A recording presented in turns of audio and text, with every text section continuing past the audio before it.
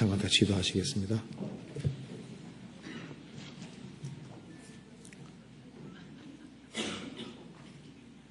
하나님 아버지 감사합니다. 많은 사람 중에서 저희들을 복음으로 불러주시고 하나님 자녀로 삼아주시고 소망 가운데 살게 해주신 것을 진심으로 감사합니다. 이 시간 주님 앞에 한자리에 같이 모여 있습니다. 이 가운데 주 성령께서 들어 역사해 주시고 우리의 마음을 열어주시고 하나님의 말씀의 뜻을 올바르게 깨달아 알 수 있는 지혜를 허락해 주옵소서. 우리의 행보를 말씀 위에 굳게 세울 수 있도록 도와주시고 좌로 나오나 치우치지 아니하고 말씀 가운데 걸어갈 수 있도록 도와주옵소서. 세상은 너무나도 혼탁하고 죄악이 충만한 세상에 저희들이 살고 있습니다. 하나님의 말씀으로 우리 영혼을 환하게 밝혀주시고 주님의 뜻 가운데 행할 수 있도록 더욱 도와주시옵소서. 이번 주간에 방배 선교회에서 집회가 있습니다. 말씀을 증거하시는 신종철 목사님 그리고 말씀 듣는 모든 사람 마음을 붙잡아 주시고 한 사람도 이뤄지는 사람이 없도록 자비를 베풀어 주옵소서. 오늘 이 시간 주 성령께서 함께해 주시고 주님의 뜻만을 온전히 나타내 주옵소서. 마음속에 의문 있는 사람들 그 의문을 제해 주시고 또 이 하나님 말씀으로 힘과 용기를 갖고 살 수 있도록 도와주옵소서. 주 예수님 이름 받들어 기도하옵나이다. 아멘. 시편 62편 찾으시겠습니다.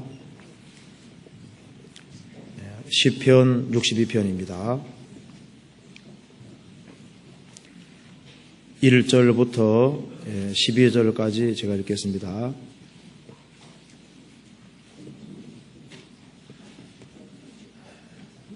나의 영혼이 잠잠히 하나님만 바라며 나의 구원이 그에게서 나는도다. 오직 저만 나의 반석이시오 나의 구원이시오 나의 산성이시니 내가 크게 요동치 아니하리로다. 넘어지는 담과 흔들리는 울타리 같은 사람을 죽이려고 너희가 일제히 합격하기를 언제까지 하려느냐. 저희가 그를 그 높은 위에서 떨어뜨리기만 꾀하고 거짓을 즐겨하니 입으로는 축복이요 속으로는 저주로다. 나의 영혼아 잠잠히 하나님만 바라라. 대저 나의 소망이 저로 쫓아 나는도다. 오직 저만 나의 반석이시오 나의 구원이시오 나의 산성이시니 내가 요동치 아니로다. 나의 구원과 영광이 하나님께 있으며 내 힘의 반석과 피난처도 하나님께 있도다. 백성들아 시시로 저를 의지하고 그 앞에 마음을 두어라. 하나님은 우리의 피난처시로다. 진실로 천한 자도 헛되고 높은 자도 거짓되니 저울에 달면 들려 입김보다 경하리로다. 포악을 의지하지 말며 탈취한 것으로 허망해지지 말며 재물이 늘어도 거기에 치심치 말지어다. 하나님이 한두 번 하신 말씀을 내가 들었나니 권능은 하나님께 속하였다 하셨도다. 주여 인자함도 주께 속하여 사오니 주께서 각 사람이 행한 대로 갚으심이니이다. 네, 거기까지입니다. 오늘 이 시간에 시편 62편 말씀을 중심으로 해서 한번 같이 생각을 해보도록 하겠습니다. 이 시편 62편은 다윗이 쓴 시입니다. 그리고 1절에서부터 7절까지는 다윗이 자기의 신앙을 밝히고 있습니다. 그리고 8절부터는 백성들에게 어떤 신앙을 가져야 될지를 공고하는 내용으로 되어 있습니다. 그래서 이 시편 62편의 핵심 구절은 1절에 말한 대로 나의 영혼아 영혼이 잠잠히 하나님만 바라며, 그래서 이 신앙의 핵심 키에 해당되는 것이 바로 영혼이 잠잠히 하나님만 바라며, 영혼이 잠잠히 하나님만 바랄 때 거기에서 모든 문제가 풀릴 수 있는 길이 있다는 것을 지금 얘기를 했습니다. 이 시편 62편 1절에서부터 7절까지 내용 속에 먼저 다윗의 자기 신앙에 대해서 밝히고 있는데 이것부터 한번 생각해 보겠습니다. 먼저 시편 62편 3절을 보시겠습니다. 넘어지는 담과 흔들리는 울타리 같은 사람을 죽이려고 너희가 일찍 박격하기를 언제까지 하려느냐. 저희가 그를 그 높은 위에서 떨어뜨리기만을 꾀하고 거짓을 즐겨하니 입으로는 축복이요 속으로는 저주로다. 여기에서 우리가 알 수 있는 사실은 다윗은 4절에 말한 대로 높은 위에 있는 사람입니다. 이것을 이제 보좌라고 번역한 데도 있습니다. 그러니까 이걸 통해서 다윗은 왕위에 있고 높은 보좌에 있다는 것을 알 수 있습니다. 그러니까 지금 이 글을 쓸 때는 다윗이 왕위에 있는 것으로 보입니다. 저희가 그를 그 높은 위에서 떨어뜨리기만을 꾀하고, 다윗이 지금 왕으로 있고 또 8절에 백성들아 이 말을 봐서는 다윗의 통치를 받고 있는 백성들이 있는 걸 알 수 있습니다. 왕인 상태에서 이걸 기록하고 있습니다. 그런데 이 왕으로 높은 위에 있는 다윗인데 자신을 가리켜서 말하기를 3절에 넘어지는 담과 흔들리는 울타리 같은 사람이라고 자기를 표현했습니다. 사람이 높이 올라가면 올라갈수록 자기 주제를 잘 파악하지 못하는 경우가 있습니다. 자기의 참된 모습을 모르는 경향이 있습니다. 그래서 다윗은 자기의 참된 모습을 볼 수가 있었습니다. 비록 높은 위에 있고 백성들을 거느리고 있는 사람이지만 자기가 하나님 앞에서 어떤 상태인지를 정확히 알고 있는 사람입니다. 넘어지는 담과 흔들리는 울타리 같은 사람이라고 이렇게 표현을 했습니다. 이걸 통해서 다윗은 자기가 얼마나 연약하고 얼마나 무력한 존재인지를 절실히 느끼고 있는 겁니다. 우리가 아는 대로 다윗은 용사하고 아주 용맹한 사람입니다. 정말 사자같이 담대한 마음을 가지고 있는 사람입니다. 그렇지만은 하나님 앞에서는 자기 상태를 가리켜서 나는 넘어지는 담과 흔들리는 울타리 같은 사람이라고 이렇게 표현을 했습니다. 이걸 통해서 다윗은 자신을 참으로 낮추고 있는 사람이고 자기의 연약한 것을 아는 사람인 것을 우리가 확실히 볼 수 있습니다. 여호와여 나의 종말과 연한하였다함을 알게 하사 나로 나의 연약함을 알게 하소서. 그 말대로 다윗은 자기의 연약함을 절실하게 느끼는 사람입니다. 여기서 다윗은 자기를 정확히 파악하고 알고 있다는 걸 확실히 볼 수 있습니다. 사람이 하나님을 알게 되면은 자기의 연약한 것을 알 수 있습니다. 예수님 말씀하시기를 너희는 머리털 하나도 희고 검게 하지 못한다. 사람은 머리털 하나도 희고 검게 못하는 너무나도 무력한 인생이라고 했습니다. 그리고 쉽게 맹세하지 말라고 말씀하셨죠. 사람이 내가 내일 뭘 하겠다 그리고 맹세한다고 했을 때 내일이 온다는 보장이 없습니다. 한 치 앞을 모르는 것이 인생입니다. 사람들은 자기가 얼마나 연약한 존재인지는 잘 모릅니다. 그렇지만은 우리 성경 통해서 봤을 때 하나님을 알게 된 사람들은 자기가 얼마나 작은 존재인지를 확실하게 아는 겁니다. 아브라함은 성경에 나와 있기를 318명의 사람을 할례받게 하고 자기 수하에 뒀습니다. 그런데 그가 하나님 앞에 기도할 때는 티끌과 같은 나라도 죽게 기도합니다. 티끌과 같은 나라고 얘기를 했습니다. 살아계신 하나님 앞에 자기를 가리켜서 티끌과 같은 나라고 이렇게 표현을 하고 있는 겁니다. 바울 사도는 모든 성도 중에 지극히 작은 자보다 더 작은 나라고 얘기를 했습니다. 악으로 말하기를 나는 다른 사람에게 비하면 짐승이다. 하나님 앞에서 자기가 얼마나 무지하고 어리석은지를 확실하게 알기 때문에 그런 말을 하는 겁니다. 성경 말씀하기를 종은 작은 아이라 그런 말씀도 있고, 모세는 40년 동안 왕궁에 있었습니다. 그런데 그가 미디안 광야 40년 생활한 이후에 하나님께서 부르셔서 이제 에집트 사람 속에 들어가서 이스라엘을 구원하라고 했을 때 내가 누구간데 감히 갈 수 있겠습니까? 그전에는 자기가 굉장한 존재라고 생각했는데 40년 광야 생활을 지난 이후에 자기는 정말 아무것도 아닌, 하나님이 도와주시지 아니하시면은 자기는 아무것도 할 수 없는 사람이라는 걸 절실하게 알고 있는 겁니다.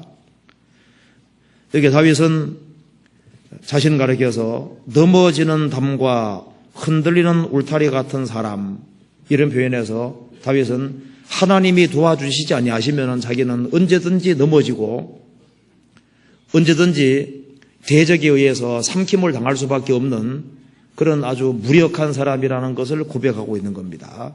이 다윗의 마음이 잘 나타나 있는 시편이 시편 131편에 찾아보시겠습니다. 시편 131편.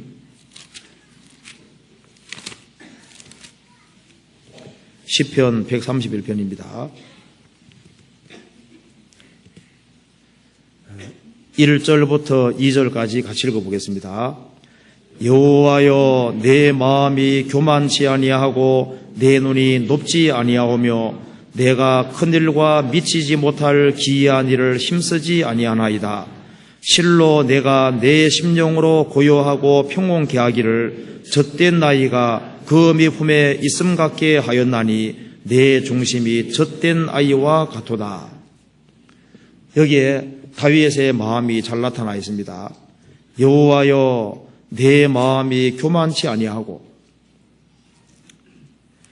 내 눈이 높지 아니하오며 내가 큰 일과 미치지 못할 기이한 일을 힘쓰지 아니하나이다. 내가 실로 내 심령으로 고요하고 평온케 하기를 젖된 아이가 그 미품에 있음 같게 하였나니 내 중심이 젖된 아이와 같도다. 어머니 품에 있는 자녀, 어머니 얼굴을 쳐다보고 있는 자녀, 그 어머니로 만족하고 있는 그것처럼 나는 하나님 한 분이면 족하다고 생각하고 있는 겁니다. 하나님 앞에 자기를 어린 아이로 이렇게 표현을 하고 있고 젖된 아이로 이렇게 표현을 했습니다. 이걸 봤을 때 다윗이 하나님 앞에서 자기는 너무나도 어리석고 미숙한 아이와 같은 존재라고 이렇게 표현을 하고 있는 겁니다. 다윗은 자신이 누구인지를 알고 있습니다.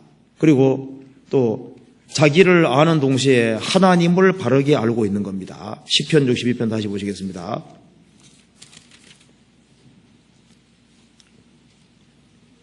(62편) 1절입니다. 나의 영혼이 잠잠히 하나님만 바라며, 여기 하나님만이라고 얘기했습니다. 하나님만 바라며. 다윗은 자기의 무기력하고 능력 없다는 것을 알고, 그리고 모든 것의 원천이 하나님이라는 걸 확실히 아는 겁니다. 모든 좋은 것, 신령한 것, 우리에게 필요한 모든 것은 하나님께로부터 나온다는 걸 알고 있는 겁니다. 그렇기 때문에 나의 영혼이 잠잠히 하나님만 바라며, 왜 하나님만 바란다고 했냐 하면은 다윗은 자신에게 꼭 필요한 것이 있는데 그 꼭 필요한 것은 오직 하나님만 줄 수 있기 때문에 이렇게 표현을 하고 있습니다. 1절 중간에 나의 구원이 그에게서 나는도다. 다윗은 땅을 찾아봤을 겁니다. 눈에 보이는 세계를 관찰을 많이 해봤을 겁니다. 그렇지만 땅 어디에도 세상에서부터 구원은 나올 수 없다는 걸 확실히 아는 겁니다. 사람에게 가장 필요한 것이 구원입니다. 구원은 땅에서부터 나올 수 있는 것이 아닙니다. 그래서 나의 구원이 그에게서 나오는도다. 그래서 구원의 출처가 하나님이라는 걸 확실히 알고 있는 겁니다. 자기 영혼의 구원도 오직 하나님께로만부터 올 수 있고, 또 신앙생활 속에서 여러 가지 어려움을 겪는데 그 어려움에서 진정으로 자기를 건져줄 분은 하나님밖에 없다는 걸 확실히 아는 겁니다. 이 세상에 어떤 것도 사람에게 구원을 가져다 줄 수는 없는 겁니다. 인간에게 가장 필요한 것이 영혼의 구원입니다. 영혼의 구원은 땅에서는 찾을 수 없습니다. 성경 여러 곳에서 구원은 여호와께로부터 말미암다고 했습니다. 시편 읽어보면 다윗은 예수님의 탄생, 예수님의 생애, 십자가의 죽으심, 부활, 승천, 재림을 미리 다 봤습니다. 예수님이 자기 대신해서 죽는 것도 다윗은 미리 봤습니다. 그래서 위에서부터 오신 바로 예수 그리스도로 말미암아 사람에게 구원이 주어진다는 것을 확실히 아는 겁니다. 아담 하와가 타락했을 때 세상에서는 구원을 찾을 수가 없는 겁니다. 그래서 하나님께서 여자의 후손을 보내줄 걸 약속하시고, 그 다음에 아브라함을 통해서 오신다, 다윗 통해서 오신다, 처녀세를 빌려 오신다, 약속이 되어 있습니다. 예수님이 이룩하신 구원은 땅에서부터 솟아난 것이 아니라 위에서부터 아래로 내려오게 된 겁니다. 나의 구원이 그에게서 나는도다. 영혼의 구원뿐 아니라 일상생활 속에서 또 고난 중에 있을 때 나를 참으로 건져주실 분은 하나님밖에 없는 겁니다. 다윗은 사방이 막히는 것을 많이 경험했습니다. 이제는 꼼짝없이 죽었구나 할 때도 많이 있었습니다. 그때마다 하나님께서 자신을 건져주는 것을 봤습니다. 인간이 궁극적인 도움이 못 된다는 것을 확실하게 알고 있는 겁니다. 그래서 나의 구원이 그에게서 나오는도다 이렇게 말을 하고 있는 겁니다. 그리고 또 그 뒤에 이렇게 말했습니다. 5절에 나의 영혼아 잠잠히 하나님만 바라라. 대저 나의 소망이 저로 쫓아나는도다. 소망도 이 세상이 줄 수 있는 것이 아닙니다. 왜냐하면 눈에 보이는 것은 소망이 아니기 때문입니다. 진정한 소망은 전부 다 하나님께로부터 위에서부터 올 수 있는 겁니다. 사람이 절실하게 갈구하고 원하는 영생의 소망, 그 영생의 소망을 누가 줄 수 있겠습니까? 사람이 부활을 소망하는데 부활의 소망도 하나님만 줄 수 있는 겁니다. 우리는 주님을 다시 만날 소망이 있고 영원한 기쁨과 즐거움 속에 살 소망이 있습니다. 영원한 사랑을 갈망하고 원하는데 그 눈에 보이지 않는 절대적인 소망, 이런 모든 소망은 세상에 어떤 것도 줄 수가 없는 겁니다. 그래서 나의 소망이 저로 쫓아나는도다. 소망은 하나님만이 줄 수 있는 겁니다. 왜냐하면 눈에 보이는 것은 다 없어지기 때문에 진정한 소망이 될 수 없습니다. 이 세상도 정욕도 다 지나갑니다. 눈에 보이는 것은 소망이 아니라고 성경은 말하고 있습니다. 다윗도 그것을 잘 알고 있습니다. 주여 내가 무엇을 바라리요 나의 소망은 주께 있나이다. 성경 찾아봅시다. 로마서 8장입니다.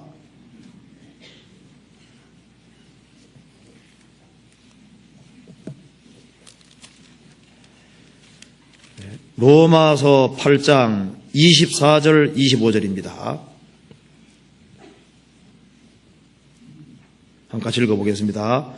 우리가 소망으로 구원을 얻었음에 보이는 소망이 소망이 아니니 보는 것을 누가 바라리요 만일 우리가 보지 못하는 것을 바라면 참음으로 기다릴지니라. 우리가 소망으로 구원을 얻었습니다. 보이는 소망이 소망이 아니니 보는 것을 누가 바라리요. 예수님 말씀하신 대로 천지는 없어지겠으나 내 말은 없어지지 아니리라. 우리가 눈에 보이는 천지는 다 없어집니다. 눈에 보이는 것은 다 없어지기 때문에 소망이 진정한 소망이 될 수 없는 겁니다. 만일 우리가 보지 못하는 것을 바라면 참음으로 기다릴지니라. 우리는 보지 못하는 소망을 바라고 있습니다. 다윗도 눈에 보이는 것을 소망으로 삼지 않았습니다. 만일 그가 땅에 소망을 쌓아두고 살았다면 자기가 전쟁에서 탈취물이 생길 때 그것을 하나님께 다 드리진 않았을 겁니다. 그는 세상에서 나그네로 살았습니다. 이 세상은 잠깐 거쳐가는 곳이라는 걸 확실하게 알고 있는 겁니다. 그래서 나의 소망이 저로 쫓아나누다.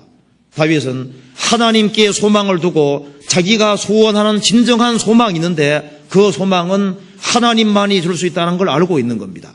그 소망이 하나님께로부터 오는 걸 알고 있는 겁니다. 시편 62편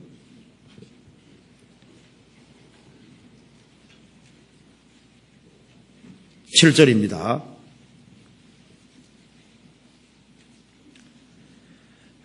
나의 구원과 영광이 하나님께 있으며 내 힘의 반석과 피난처도 하나님께 있도다. 여기에 나의 구원과 영광이 하나님께 있으며 사람에게 구원을 주는 것도 하나님만이 줄 수 있고 그리고 진정한 영광도 하나님께 있는 겁니다. 이 세상의 영광이라고 하는 건 정말 부질없는 겁니다. 이 세상에 업적 남긴 모든 사람의 이름은 결국 흙에 기록되는 것이고 흙에 기록되면 얼마 후에는 지워집니다. 이 세상에 어떤 영광 얻었을지라도 그 사람이 그리스도와 연결되어 있지 아니하다면은 그 사람의 그 모든 영광은 결국은 죽음으로 다 없어지는 것이 되는 거예요. 시편 49편 보시겠습니다.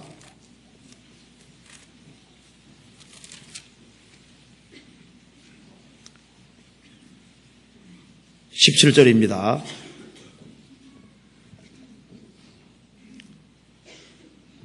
저가 죽음에 가져가는 것이 없고 그 영광이 저를 따라 내려가지 못함이로다.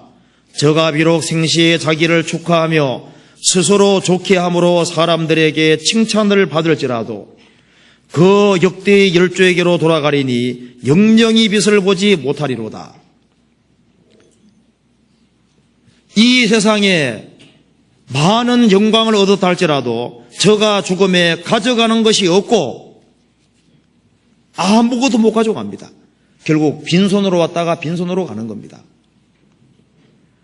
그 영광이 이 세상의 영광이 저를 따라 지옥까지 내려가지 못함이로다. 저가 비록 생시에 살아있을 때는 자기를 축하하며 스스로 좋게 함으로 사람들에게 칭찬을 받을지라도 사람의 칭찬은 받았지만은 사람에게는 영광을 받았지만은 하나님의 칭찬은 받지 못한 겁니다. 그 역대의 일조에게로 돌아가리니 영영이 빛을 보지 못하리로다. 이 세상에 어떤 업적을 이루었다고 할지라도 아무리 유명해졌다 할지라도 죽으면은 사람들이 길게 기억하지 않습니다. 결국은 다 잊혀지는 거예요. 전부 다 한때를 풍미하는 것뿐입니다. 전도서 1장을 보시겠습니다.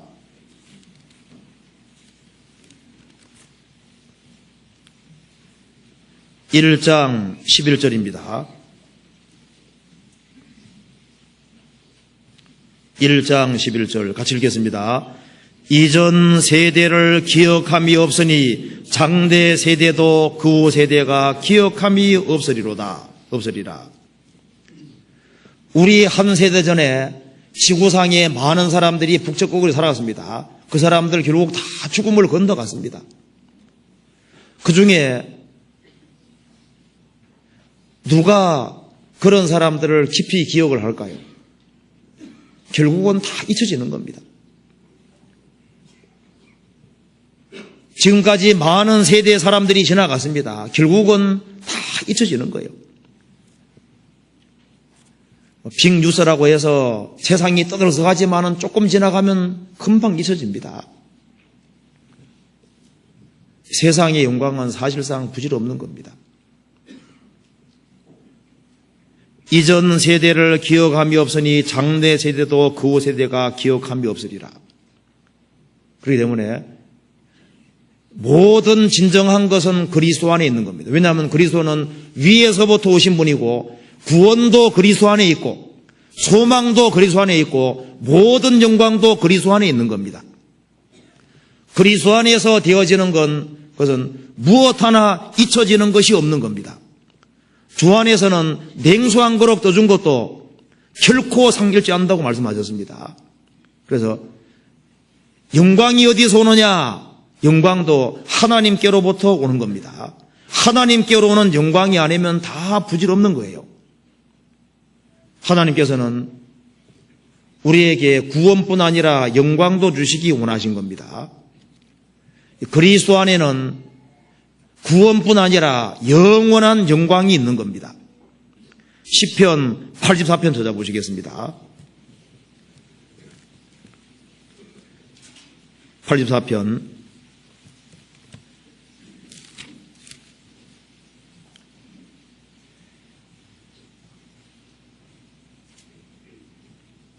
11절입니다. 여호와 하나님은 해요 방핏이라. 여호와께서 은혜와 용화를 주시며 정직 행하는 자에게 좋은 것을 아끼지 아니하실 것임이니이다. 여호와 하나님은 해요. 이 세상에서 해는 절대적으로 필요한 겁니다. 하나님은 우리에게 절대적으로 필요한 분입니다. 해요 방핏이라. 여호와께서 은혜와 용화를 주시며 하나님께서는 은혜도 내려주시고 영광도 내려주시는 겁니다. 그리고 정직 행하는 자에게 좋은 것을 아끼지 아니하실 것임이니이다. 다윗은 말하고 있습니다. 나는 연약하고 무력하고 힘이 없는 존재라는 겁니다. 그런데 인간에게 필요한 모든 것, 절대적으로 필요한 모든 것의 출처는 하나님이라는 겁니다. 나의 구원도 하나님께로부터 오고 나의 모든 소망도 하나님께로부터 오고 영광도 하나님께 있다는 것을 확실히 밝히고 있습니다. 시편 62편 다시 한번 보시겠습니다. 그리고 어떻게 사람이 하나님이 가지고 계신 구원, 하나님이 가지고 계신 소망, 하나님이 가지고 계신 그 영광을 어떻게 하면 얻을 수 있느냐, 얻을 수 있는 방법을 지금 말하고 있습니다. 1절 나의 영혼이 잠잠히 하나님만 바라며. 나의 영혼이 잠잠히 하나님만 바라며. 하나님만 바란다는 것은 우리 영혼, 전 영혼이 하나님을 향해 있는 것을 말하는 겁니다. 하나님의 도움을 간절히 갈망하고 영혼의 입을 넓게 열고 하나님의 도우심을 절실하게 바라는 것이 하나님을 바라는 겁니다. 그리고 잠잠이라는 것은 차분히 마음을 가라앉히는 상태입니다. 나의 영혼이 잠잠히 하나님만 바라며. 이것은 전적으로 신뢰하는 태도를 가리키는 겁니다. 그래서 인간이 어찌할 수 없을 때, 인간의 한계가 주어졌을 때, 인간이 어찌할 수 없는 상황에 들어가면은 그때부터 하나님이 일을 할 수 있는 겁니다. 이스라엘이 출애굽을 해서 이제 모세 인도로 나오고 있는데 앞에는 홍해 바다고 뒤에는 에집트 군대입니다. 또 잡혀가게 생긴 거예요. 어찌할 수 없는 상태입니다. 어찌할 수 없을 때 모세는 이렇게 말했습니다. 너희는 가만히 서서 여호와의 구원하심을 보라. 어찌할 수 없는 상태가 됐을 때는 하나님의 도움을 구하는 길 외에는 다른 방법이 없는 겁니다. 우리가 구원받을 때도 우리가 하나님 계신 것을 알고 죄인인 것을 알고 꼼짝없이 지옥 가게 된 걸 깨닫고 일부러는 죄를 깨닫게 된 것을 확실히 알고 이제는 어찌할 방법이 없잖아요. 인간이 할 수 있는 길이 완전히 막혔을 때 우리 영혼이 오로지 하나님을 바라고 하나님 불쌍히 바라고 하나님 불쌍히 주시면 우리가 구원되는 거지 않습니까? 우리 영혼이 구원받을 때도 그랬습니다. 출애굽기 14장 찾아보시겠습니다. 출애굽기 14장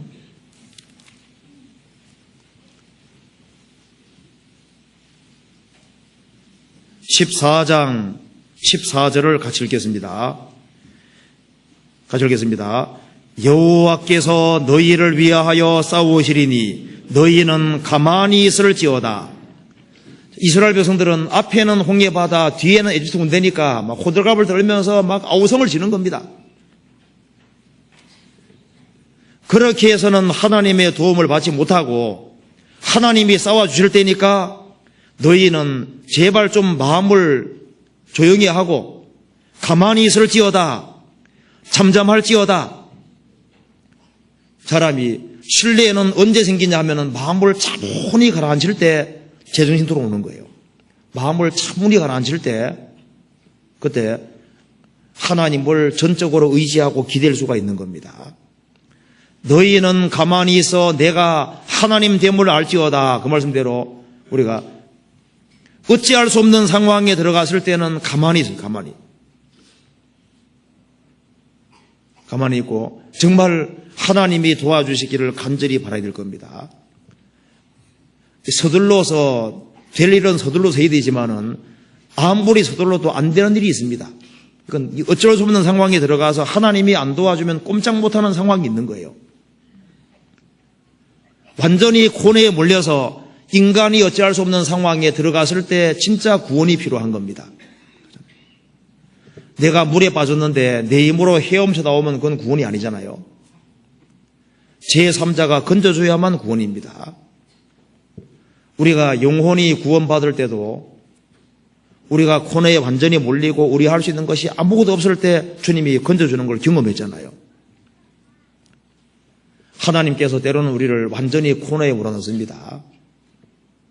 그래서 하나님이 도움이 아니면 아무것도 될 수 없는 그런 상황에 몰아넣고 그래서 인간의 한계가 다할 때 하나님이 역사하시는 그런 일들이 있습니다. 성경 찾아봅시다. 이사야 7장입니다.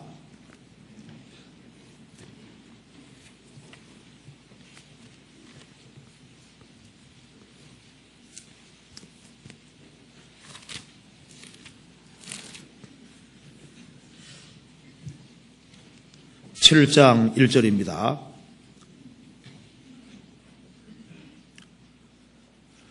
우시야의 손자요 요담의 아들인 유다왕 아하스 때 아람왕 르신과 르말리아의 아들 이스라엘 왕 베가가 올라와서 예루살렘에 졌으나 능히 이기지 못하니라. 혹이 다윗 집에 구하여 가로되 아람이 에브라임과 동맹하였다 하였으므로 왕의 마음과 그 백성의 마음이 설림이 바람에 흔들림같이 흔들렸더라. 때 여호와께서 이사야에게 이르시되 너와 네 아들 스알랴숲은 윈못 수도 끝 세탁자의 밭 큰 길에 나가서 아하스를 만나 그 다음 같이 읽겠습니다. 그에게 이르기를 너는 삼가하며 종용하라. 아람 왕 르신과 르말리아 아들이 신비 노할지라도 연기나는 두 부지경이 그루터기에 불과하니 두려워 말며 낙심치 말라. 아하스 왕 때 전쟁이 있었습니다. 그리고 이스라엘 왕 베가와 아람 왕이 이제 동맹해서 이스라엘 치려고 한다, 유다 치려고 한다는 말을 들었을 때 전쟁이 곧 온다는 걸 알았으니까 왕의 마음도 흔들리고 백성의 마음도 흔들렸는데 설림이 바람에 흔들림같이 흔들렸더라. 마음이 막 너무 흔들리고 있는 상황입니다. 그래서 이사야 선지자가 가서 말했습니다. 너는 삼가며 종용하라. 마음이 막 너무 흔들릴 때는 잘못하면은 자기 수단 방법대로 행해서 큰 일을 저지를 수도 있으니까 더 삼가고 더 신중하며 종용하라. 어려울 때일수록 어떻게 됩니까? 마음을 차분히 가라앉혀야 됩니다. 좀 더 냉철해야 되고 냉정하게 마음을 차분히 가라앉혀야 됩니다. 너는 삼가며 종용하라. 이 마음을 차분히 가라앉히고 난 이후에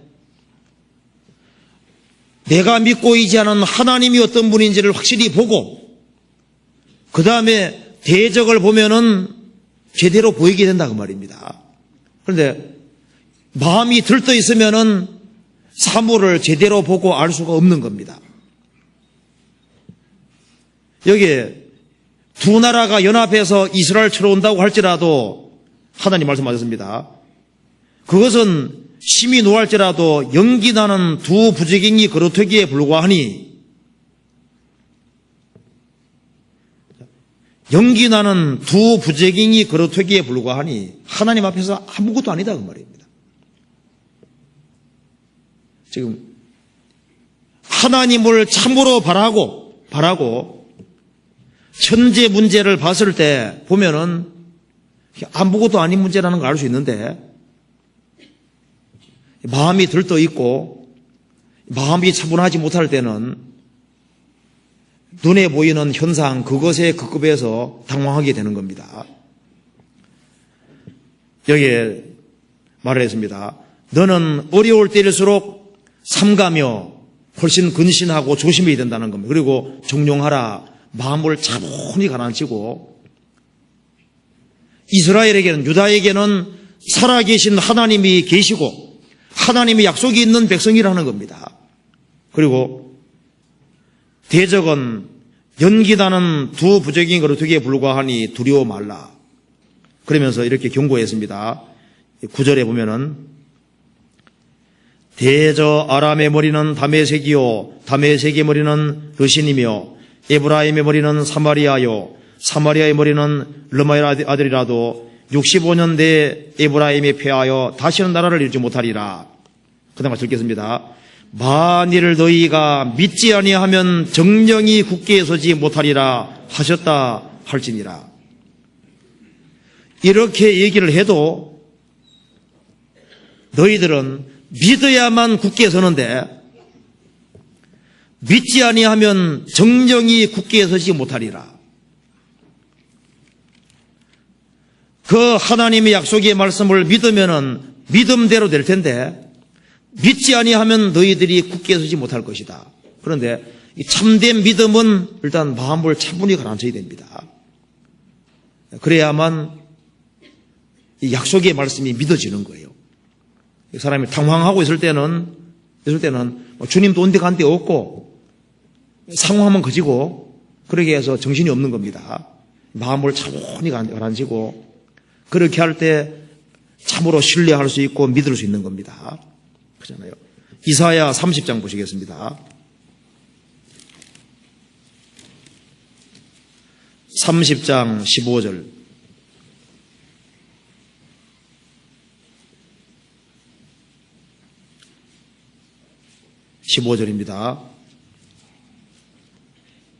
주 여호와 이스라엘의 거룩하신 자가 말씀하시되 너희가 돌이켜 안전히 처하여야 구원을 얻을 것이요 잠잠하고 신뢰하여야 힘을 얻을 것이오늘 너희가 원치 아니하고.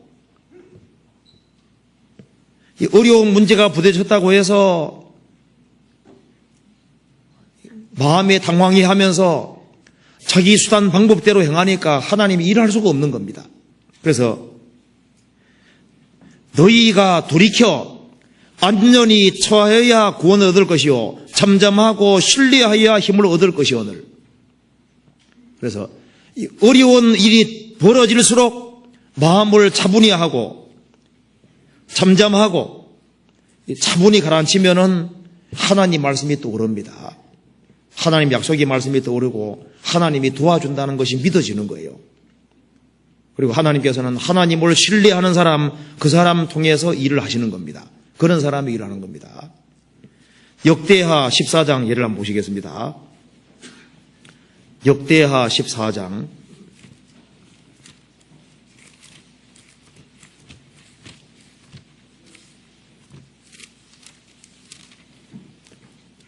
역대하 14장 9절입니다. 9절.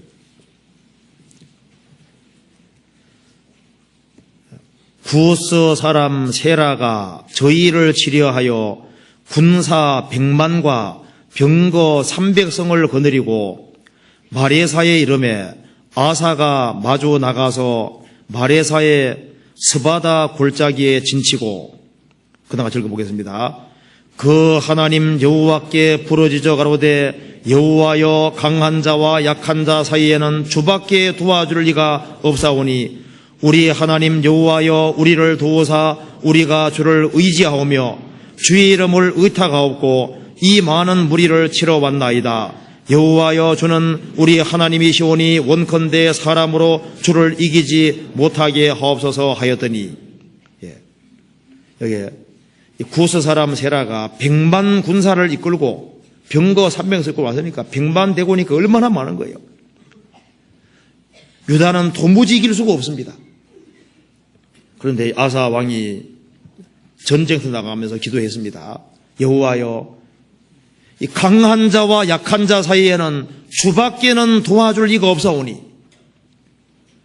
주님이 도와주면 우리가 승리하는 것이고 주님이 안 도와주면 우리는 망하는 겁니다. 그래서 사람으로 주를 이기지 못하게 하옵소서. 그래서 전적으로 주님을 의지했을 때 승리했습니다. 다윗은 시편 62편에서 왜 하나님만 의지하고 바란다고 했냐 하면은 평상시에 경험 속에서도 하나님께 의지함으로써 하나님께서 계속적으로 하나님께서 건져주신 것을 경험해 왔습니다. 여기에 왕위에 있는 상태도 지금 왕위가 안전치를 못합니다. 그래서 어려운 상황 속에 있으니까 여기에서 하나님만 바라고 하나님이 역사해 주시기를 기다리고 있는 겁니다. 시편 62편 보면은 이 다윗이 어떤 상태에 있는지 봅시다. 3절입니다. 넘어지는 담과 흔들리는 울타리 같은 사람을 죽이려고 너희가 일제히 박격하기를 언제까지 하려느냐. 지금 다윗이 실제로 지금 위태한 상황이 있는 겁니다. 사람들이 아주 대적자가 아주 일제히 박격하고 다윗을 무너뜨리려고 하는 겁니다. 4절 저희가 그를 그 높은 위에서 떨어뜨리기만 꾀하고 거짓을 즐겨하니 입으로는 축복이요 속으로는 저주로다. 사람 속을 알 수가 없잖아요. 그래서 이 다윗은 지금 이 대주변에 대적들이 많이 있는 상태고 하나님이 안 도와주면은 그냥 꼬꾸라질 수 있는 그런 아주 위태위태한 상황 속에 있는 겁니다. 그렇기 때문에 자기를 도와줄 분은 하나님밖에 없다는 걸 확실히 아는 겁니다. 그래서 1절에 나의 영혼이 잠잠히 하나님만 바라며 나의 구원이 그에게서 나는도다. 2절에 이것은 다윗의 신앙입니다. 오직 저만 나의 반석이시오 나의 구원이시오 나의 산성이시니 내가 크게 요동치 아니하리로다. 개인 신앙을 밝히고 있습니다. 그리고 여기에 만자가 여러 번 나옵니다. 1절에는 나의 영혼이 하나님만 바라며 한 번 나와죠. 2절에는 오직 저만 나의 반석이시오 또 나와 있습니다. 두 번이 나와 있습니다. 5절에 보면은 나의 영혼아 잠잠히 하나님만 바라라 또 한 번 나와 있죠. 그 다음에 6절에도 오직 저만 나의 반석이요 나의 구원이시오 나의 산성이 내가 요동치 아니로다. 여기에 여러 번 하나님만이라고 얘기했습니다. 왜냐하면은 하나님만 자기 문제를 해결해 주시기 때문입니다. 그리고 하나님만 정말 의지하는 사람, 하나님의 도움만 바라는 사람, 그 사람은 하나님이 책임지고 도와주십니다. 우리가 인간의 수단 방법에 의지하지 아니하고 하나님만 기대고 정말 하나님만 의지할 수 있다면 그 사람은 하나님의 도움으로 살 수 있을 겁니다. 그러면서 다윗은 신앙생활 속에서 하나님을 바라고 살았기 때문에 신앙이 점점 성장했다는 걸 알 수 있습니다. 62편 1절에 봅시다. 여기에 2절 오직 저만 나의 반석이시오 나의 구원이시오 나의 산성이시니 내가 크게 요동치 아니하리로다. 크게란 말이 있습니다. 그리고 6절에는 오직 저만 나의 반석이시오 나의 구원이시오 나의 산성이시니 내가 요동치 아니하리로다. 2절에는 크게 요동치 아니하리로다. 그 말씀은 조금은 요동되는 거죠. 조금. 크게 요동치 아니하리로다. 조금 요동이 됩니다. 그렇지만은 6절에 가면은 내가 요동치 아니하리로다. 주님을 앙망하고 바라보는 사람은 주님을 닮게 되어 있습니다. 그리고 주님을 앙망하고 주님의 도움을 바라고 사는 사람은 주님께서 신앙을 성장하게 만들어 주실 겁니다. 다윗도 처음에는 연약했습니다. 내가 크게 요동치 아니할 것이다. 뒤에는 내가 요동치 아니하리로다. 여기서 우리가 다윗은 더 견고해진 것을 볼 수 있습니다. 이제 신앙이 조금 성장하고 자란다는 증거가 뭘까요? 처음에는 요동이 많이 되다가 날이 가면 갈수록 요동이 점점 적어집니다. 그리고 하나님을 바라고 하나님을 의지하고 살아가는 사람은 그 사람을 주님께서 점점 더 견고하게 만들어 주실 겁니다. 그리고 주님과 함께 살아가는 사람, 그 사람은 주님께서 요동치 않게 만들어 주실 겁니다. 시편 16편 8절에 보시겠습니다.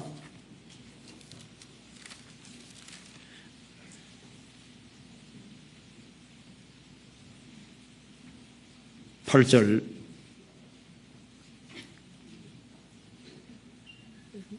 내가 여호와를 항상 내 앞에 모시며 그가 내 우편에 계심으로 내가 요동치 아니하리로다. 다윗은 주님이 자신과 함께 있다는 걸 확실히 알기 때문에 요동하지 않는다고 했습니다. 그래서 주님을 바라보는 사람은 견고해질 겁니다. 그리고 주님이 나하고 함께 있다는 사실을 확신하는 사람은 그 사람은 견고하게 될 겁니다. 시보리스 13장에 보면은 마음은 은혜로서 굳게 함이 아름답고 사람이 하나님의 은혜를 받으면은 마음이 굳세지고 신앙이 굳세지고 견고해집니다. 구원받을 때 하나님 은혜를 받았습니다. 구원받고 난 이후에도 하나님의 은혜를 계속적으로 받으면은 하나님의 은혜를 받는 사람은 마음이 굳세질 겁니다. 그리고 구원받은 사람들이 모이는 무리, 교제 가운데 뿌리박고 사는 사람도 견고하게 될 겁니다. 또 주님께서 그 사람을 더 견고하게 만들기 위해서 여러 가지 어려움을 허락하실 겁니다. 그래서 잠깐 고난받은 너희를 친히 온전케 하시며 견고케 하시며 굳게 하시고 강하게 한다는 말씀대로 하나님께서 고난을 통해서 그 사람을 더욱 견고하게 만들어 가실 겁니다. 다윗은 사울에게 쫓기면서 많은 고난을 겪었습니다. 그래서 점점 다윗은 견고하게 됐습니다. 애들보다는 어른이 견고하잖아요. 인생 살다 보면은 여러 가지 부딪히 겪기 때문에 점점 아주 견고하게 됩니다. 신앙도 마찬가지입니다. 다윗은 점점 견고하게 됐습니다. 창세기 49장 보시겠습니다. 창세기 49장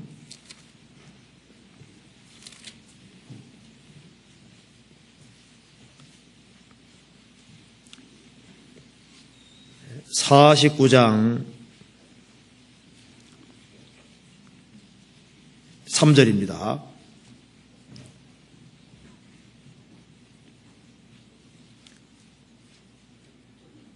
르우벤아 너는 내 장자요 나의 능력이요 나의 기력의 시작이라.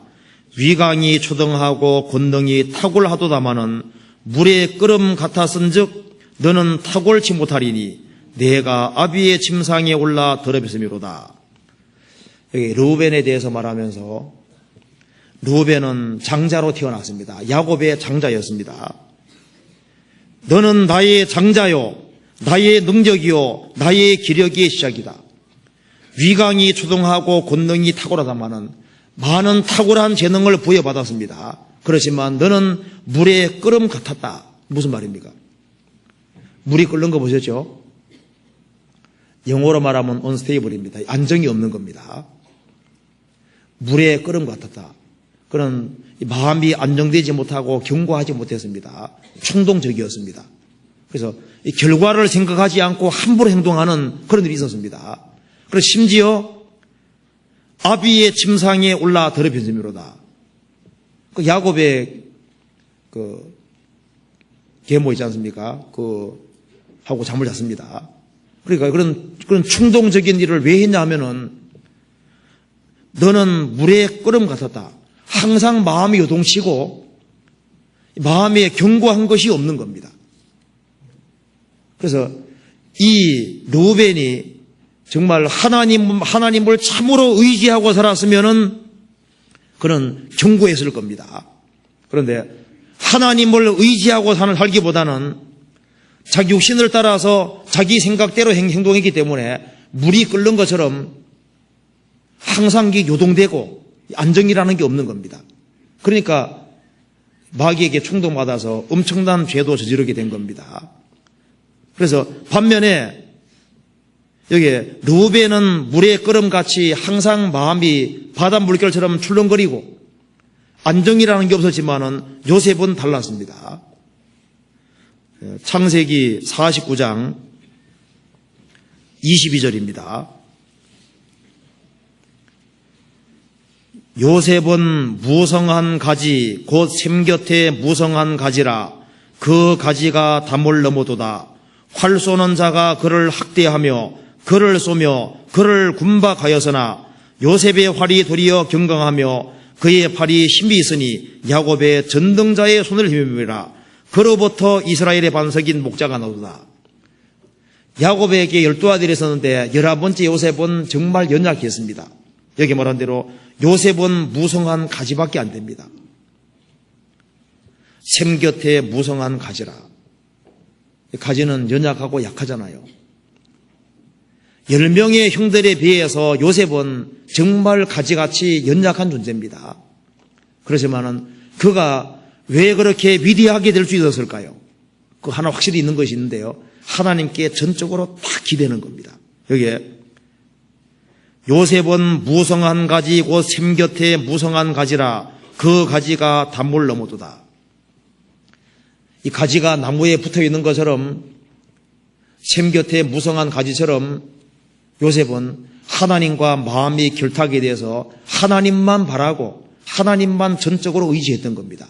그래서 가나안 땅에 살 때도 아버지하고 살 때도 17년간 살 때도 하나님께 의지하는 걸 배웠습니다. 이제 애굽에 내려가서 외로울 때 어떻게 했습니까? 더 주님을 의지하고 주님을 더 기대했습니다. 애굽 생활이 고독했을 겁니다. 그 세계는 우상 숭배하는 세계였습니다. 그래서 하나님께 더 의지하고 더 기대했습니다. 아마 요셉이 잘하는 것이 있었다면 하나님께 기대는 겁니다. 그래서 하나님께서 요셉을 아주 번창하게 만들어 주셨습니다. 그 가지가 단물 넘어도다. 많은 사람들이 볼 수 있도록 그게 번창하게 되었습니다. 활 쏘는 자가 그를 학대하며 그를 쏘며 그를 군박하였으나 요셉은 이 가나안 땅에 살 때도 10명 형들이 이복 형제들이니까 형들에게 많은 화살을 받았습니다. 애굽의 이국 땅에 내려갔으니까 얼마나 많은 비난이 있었겠어요. 그리고 하나님을 믿는 신앙을 지키느라고 얼마나 힘이 들었겠습니까? 그런 어려움을 당했지만은 요셉의 활이 도리어 경강하며 그의 팔이 힘이 있으니 야곱의 전능자의 손을 힘입니다.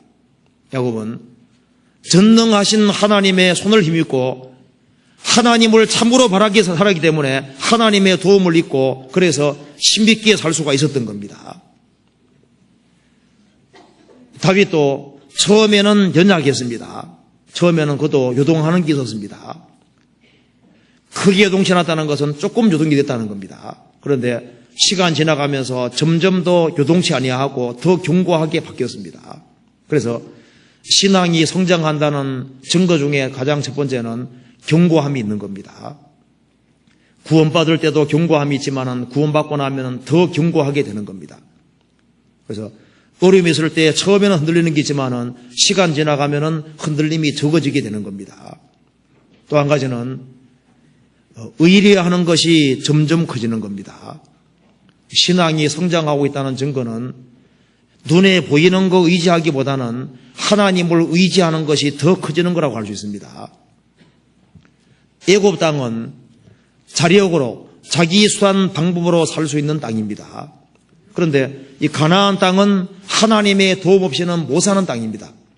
하나님께서 이스라엘 민족을 에집트에서 건져내셔서 왜 가나안 땅에 집어넣으셨을까요? 자기 수단대로 방법대로 살던 사람을 왜 가나안 땅에 집어넣었을까요? 가나안 땅은 하늘에 비 안 내려주면 꼼짝 못하는 땅입니다. 그래서 너희들은 눈에 보이는 거 기대 의지하지 말고 위를 바라보고 하나님의 도움으로 살아라고 말씀하시는 겁니다. 그래서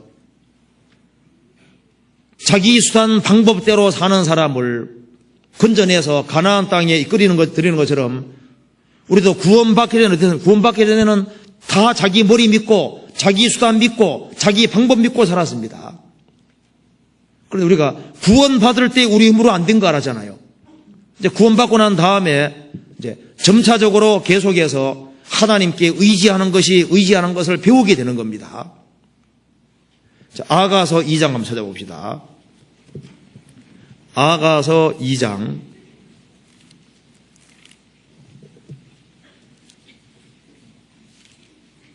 16절.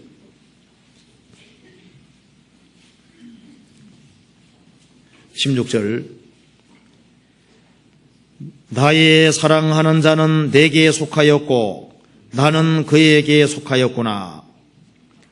슐람 여인이 처음에는 이렇게 얘기했습니다. 나의 사랑하는 자는 내게 속하였고 나는 그에게 속하였구나.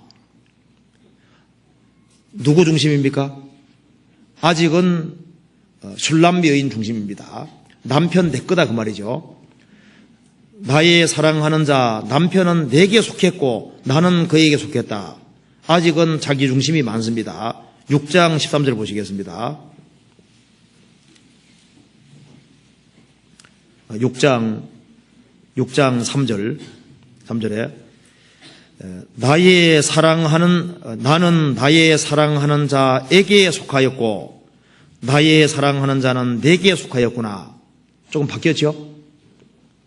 나는 나의 사랑하는 자에게 속하였고 나는 남편에게 속했고 남편이 먼저입니다. 또 나의 사랑하는 자 남편은 내게 속하였구나. 이제 세월이 지나가면서 더 남편 중심으로 바뀌었습니다. 그 다음에는 아가서 7장 보시겠습니다. 10절에 나는 나의 사랑하는 자에게 속하였구나. 자기는 빠져있죠. 그러니까 결혼해도 처음에는 아내 중심적인 것이 많이 있습니다.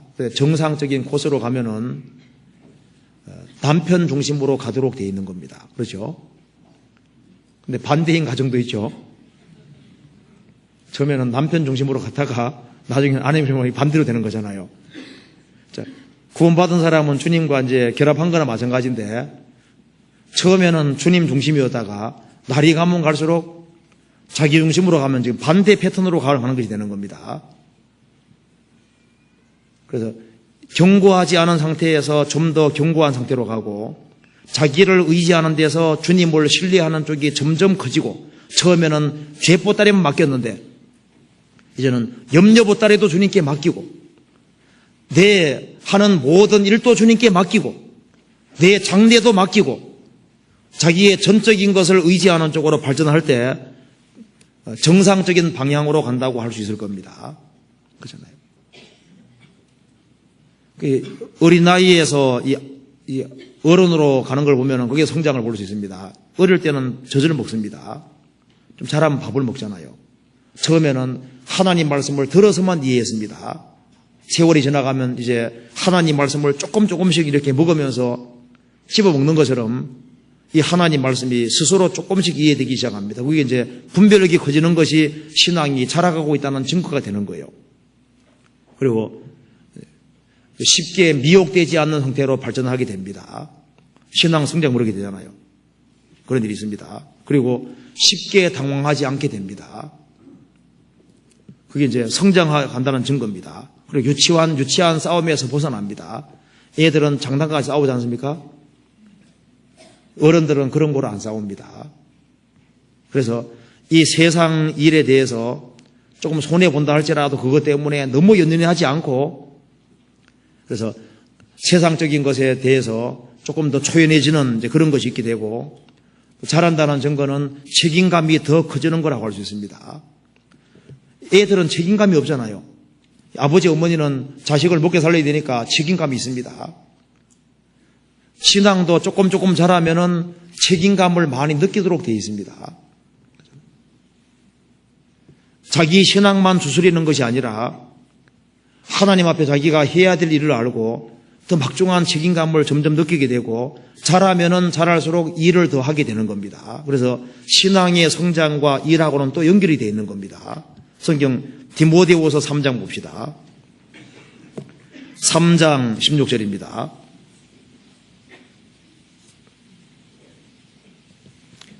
3장 16절에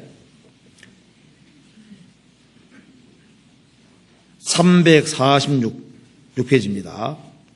모든 성경은 하나님의 감동으로 된 것으로 교훈과 책망과 바르게 함과 의로 교육하기 유익하니 이는 하나님의 사람으로 온전케 하며 모든 선한 일을 행하기에 온전케 하람이니라. 여기서 교훈과 책망과 바르게 함과 의로 교육을 받으면은 하나님의 사람으로 점점 온전케 됩니다.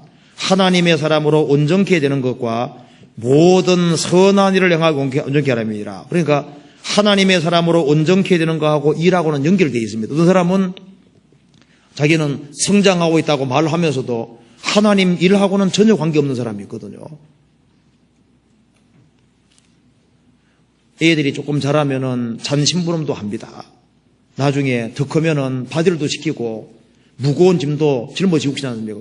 그런 짐을 짊어지고 있다는 것이 뭐냐면 자랐다는 증거입니다. 그래서 성장하고 일하고는 연결이 되도록 되어 있습니다.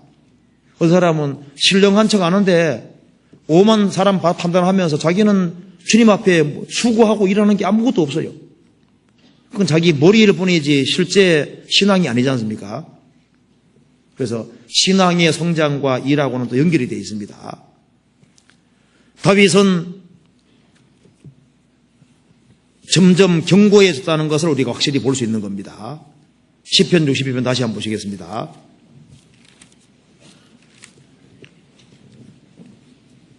여기 다윗은 자기의 신앙을 밝히고 있습니다. 자기의 연약을 밝히고 있고, 자기가 연약하기 때문에 나는 아무도 의지하지 아니하고 하나님만 의지한다. 왜냐하면은 하나님에게 모든 구원과 소망과 영광 모든 것이 있기 때문이라는 겁니다. 그래서 자신이 하나님만 바라고 사는 것이 사실이고, 그리고 신앙이 점점 성장하고 있는 것이 사실이니까 이제 백성들에게 이제 공고를 하는 겁니다. 어떻게 공고하는지 봅시다. 62편 8절입니다.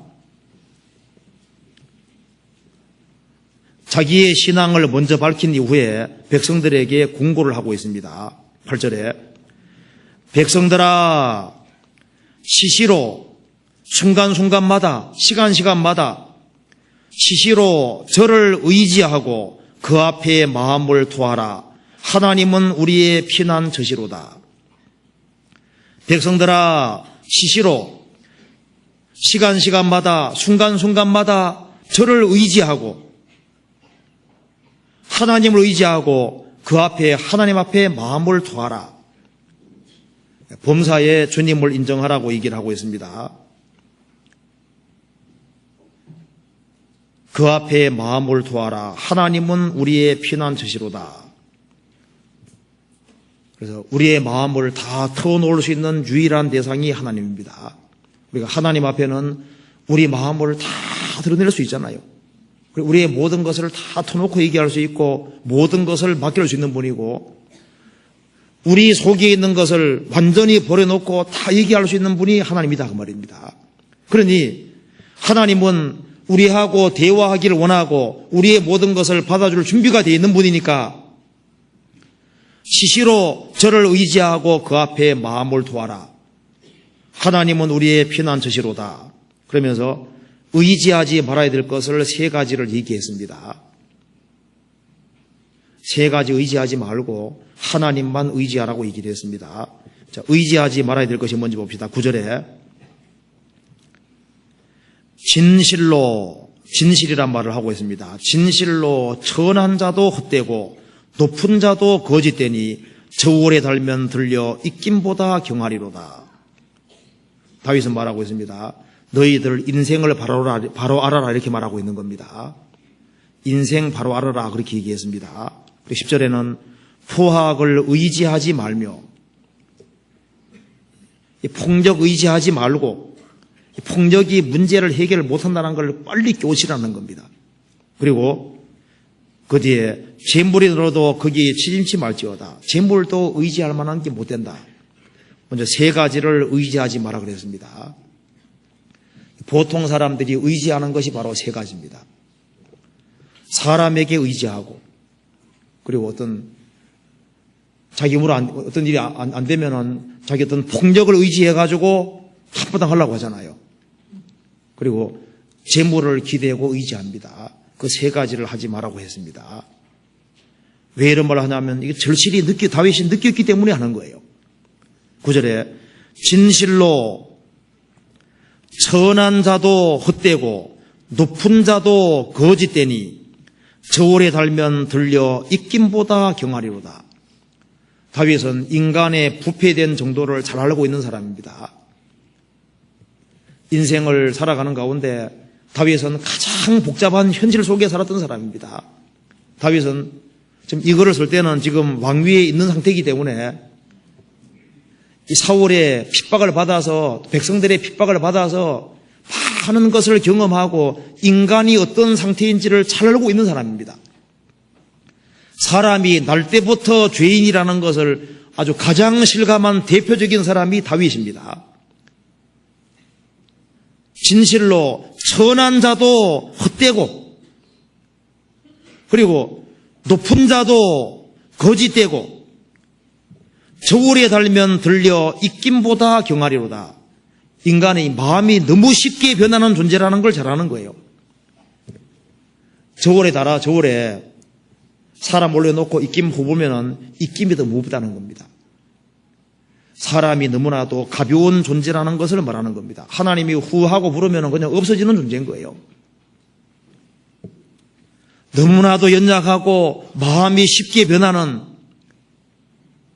인생이기 때문에 인생 의지할 생각하지 마라. 방백들을 의지하지 마라. 호흡을 딱 취해가면 그대로 흙으로 돌아가는 겁니다.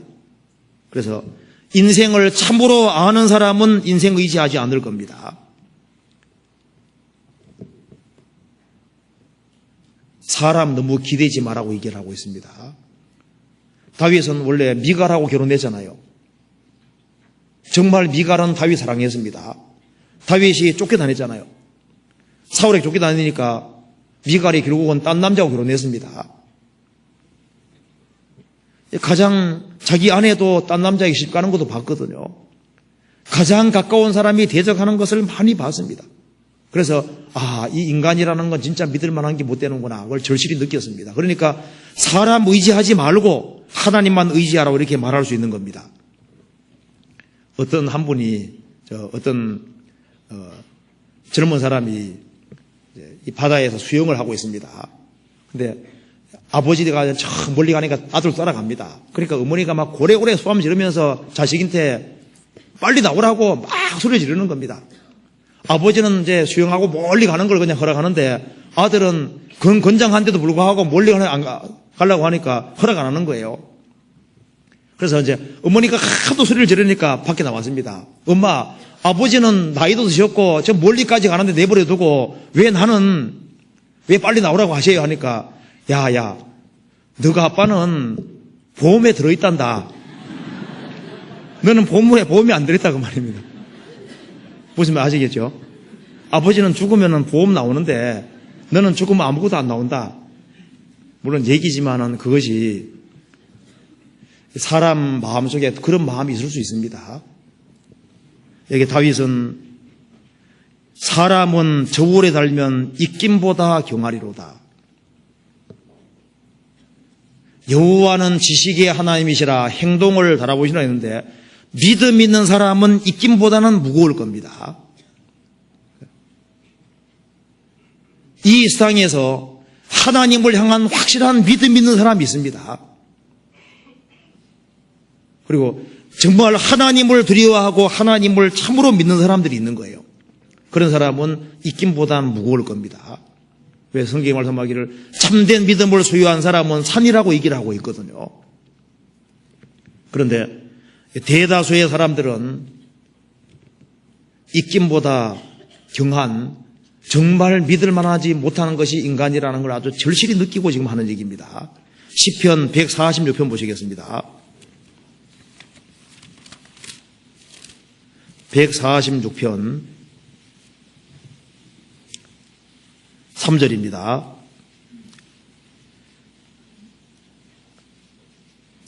방백들을 의지하지 말며 도울 힘이 없는 인생도 의지하지 말지니 그 호흡이 끊어지면 흙으로 돌아가서 당일에 그 도모가 소멸하리로다.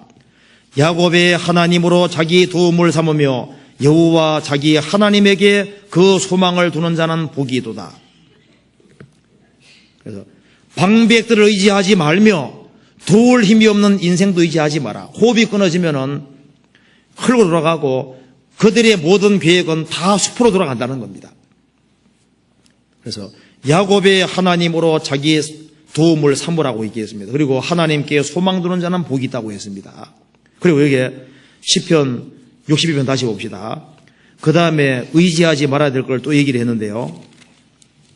10절에 포악을 의지하지 말며, 다윗은 이 말을 할 수 있는 자격이 있는 사람입니다. 포악은 더 큰 화를 부릅니다. 복수는 복수를 낳는 거예요. 다윗은 경험자입니다. 사울이 핍박할 때 다윗은 죽일 기회가 있었습니다. 그렇지만은 칼을 사용하지 않고 죽이지를 않았습니다. 그리고 그는 하나님이 해결해 주기를 바랐던 사람입니다. 포악을 의지해서 죽을 것이 없다는 것을 확실히 깨우치고 알고 있는 사람이 다윗입니다. 다윗은 하나님이 처리해 주기를 바랐습니다. 자신이 포악을 의지하지 않았기 때문에 이렇게 말할 수 있는 겁니다. 요셉은 나중에 활은 가졌지만은 화살은 사용하지 않았습니다. 요셉이 왕이 되고 난 이후에, 총대신 되고 난 이후에 자기 10명의 형들을 복수할 수도 있을 거 아니에요? 자기는 당했지만 복수하지 않았습니다. 성경 어디에도 보디발 아내 잡으라는 어떤 방 안 내렸죠. 잡히기만 해봐라, 혼내줄 거다, 이렇게 하지 않았습니다. 포악을 의지하지 않았습니다. 폭력은 더 큰 폭력을 부르도록 되어 있습니다. 포악을 의지하면은 당장은 좋을지 몰라도 나중에 결과가 안 좋도록 되어 있어요. 사무엘하 2장에 보면은 아브넬이 사울의 군대 장관입니다. 요압은 다윗의 군대 장관입니다. 그런데 아브넬이 먼저 말했습니다. 우리가 군사들로 장난하게 하자. 여기에 12명씩 이렇게 상대편 군대가 나와서 머리를 딱 잡고 옆구리 찌르는 겁니다. 사람 가지고 장난하는 거 봐요. 그래서 24명이 한꺼번에 같이 칼에 질려서 같이 엎드러졌습니다. 그리고 난 이후에 큰 전쟁이 있었습니다. 아브넬이 먼저 우리가 장난하자 그 말을 냈기 때문에 결국은 요압의 동생이 아브넬 쫓아가잖아요. 그래서 결국은 아브넬이 죽이게 됐습니다. 그 때문에 요압은 마음이 앙심을 품고 나중에 아브넬을 직접 또 죽이게 됐습니다. 그래서 이 사람을 가지고 장난한 결과가 서로가 죽게 되는 아주 비참한 결과를 낳았습니다. 이 성경에 보면은 복수는 복수를 낳는다는 걸 확실히 볼 수 있습니다. 포악을 의지하지 말며 내 쪽에서 당한다고 할지라도 당할 수는 있지만은 복수는 해서는 안 되는 겁니다. 왜냐하면 복수하면은 하나님이 하실 일이 없는 거예요. 어떤 운동선수 한 사람이 이제 예수님을 믿게 됐습니다.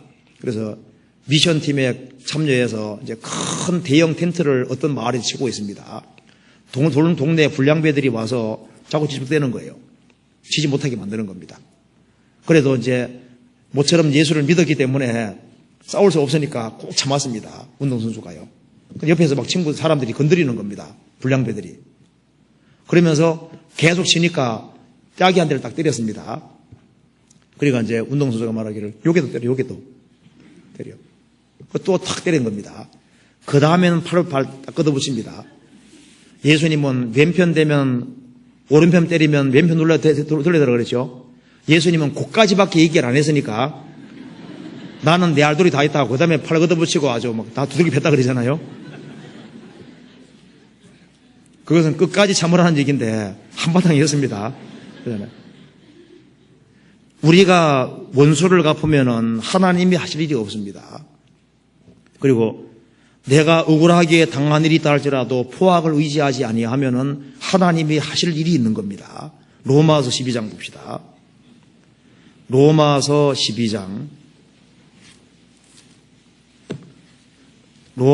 12장 17절입니다. 12장 17절. 아무에게도 악으로 악을 갚지 말고 모든 사람 앞에서 선한 일을 도모하라. 할 수 있거든 너희로서는 모든 사람으로 더불어 평화하라. 내 사랑하는 자들아, 너희가 친히 원수를 갚지 말고 진도하심에 맡기라. 기록되어서되 원수 갚는 것이 내게 있으니 내가 갚으리라고 주께서 말씀하시니라. 내 원수가 줄이거든 먹이고 목마르거든 마시우라. 그리함으로 내가 숯불을 그 머리에 쌓아 놓으리라. 악에게 지지 말고 선으로 악을 이기라. 할 수 있는 한 모든 사람으로 평화라. 그리고 친히 원수를 갚지 말고 진노하심에 맡기라. 원수 갚는 것은 하나님께 속한 겁니다. 그래서 사람도 의지하지 말고 포악도 의지하지 말고 원수도 갚지 말고 하나님께 맡기라는 겁니다. 그리고 적극적으로 선을 행하라고 했습니다. 원수가 줄이거든 먹이고 목마르거든 마시우라. 선으로 악을 이기라고 얘기했습니다. 다윗은 경험이 있었기 때문에 이렇게 말하고 있는 겁니다. 그리고 또 한 가지는 재물이 들어도 거기에 치심치 말지어다. 재물을 들어도 거기에 의지하지 마라. 다윗은 이것을 어떻게 경험했냐면은 왕위에 있었다는 거 아시죠? 그런데 압살롬이 왕위를 찬탈했습니다. 그런데 순식간에 왕위가 날아가고 맨발로 도망가는 신세가 되었습니다. 그런 적이 있습니다. 그때 하나님이 후 부르면은 순식간에 재산 날아간다는 걸 확실히 알고 있는 겁니다. 사람이 산다고 해도 산다고 할 수 없는 것이 정말 인생인 거예요. 먼저 시편 49편 찾아봅시다. 재물에 대해서 잘 설명되어 있는 것이 시편 49편입니다. 재물을 의지하는 것이 왜 어리석은지를 이렇게 얘기를 하고 있습니다. 6절에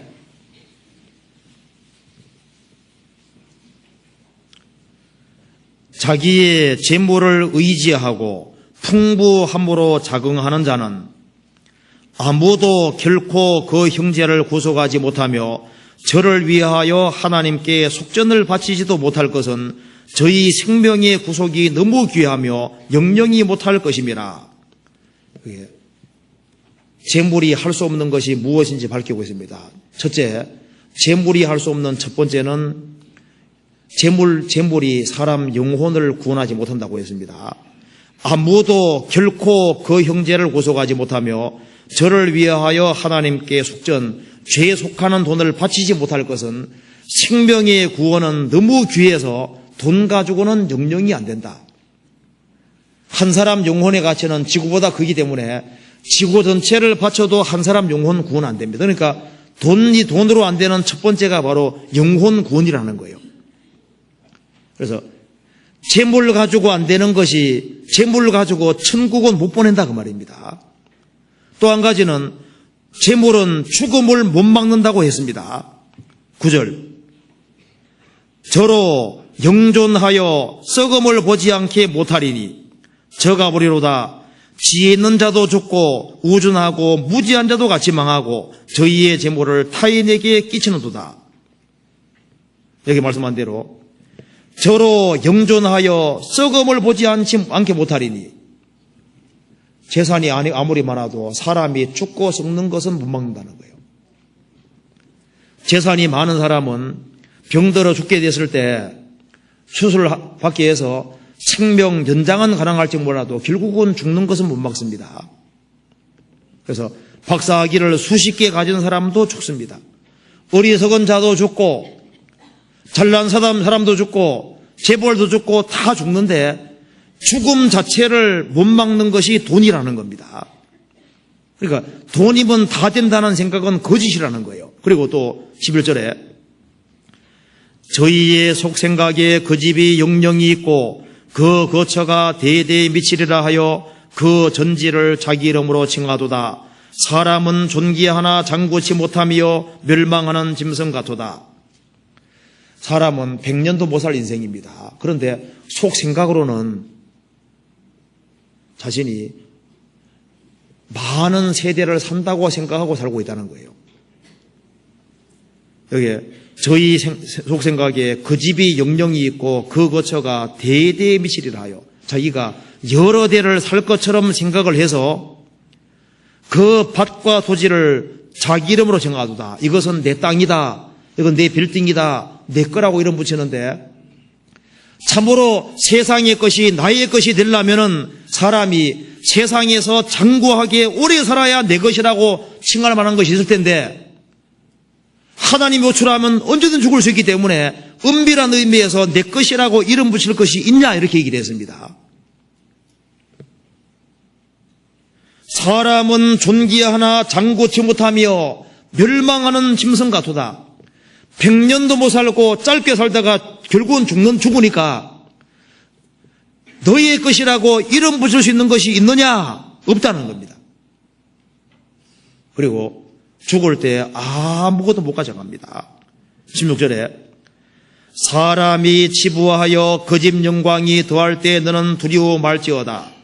사람이 돈을 많이 벌어서 잘 돼갈 때 너무 심각하게 생각하지 마라 그 말입니다.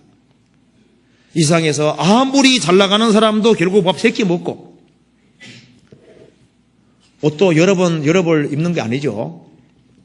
아주 큰 집에 사나 초라한 집에 사나 잠들면 똑같고 밥 3끼밖에 못 먹고 돈을 많이 쌓아놓고 못 쓰나 빚 갚아가면 못 쓰나 못 쓰기는 마찬가지고 약간만 아쉬운 겁니다. 약간 차이밖에 없어요.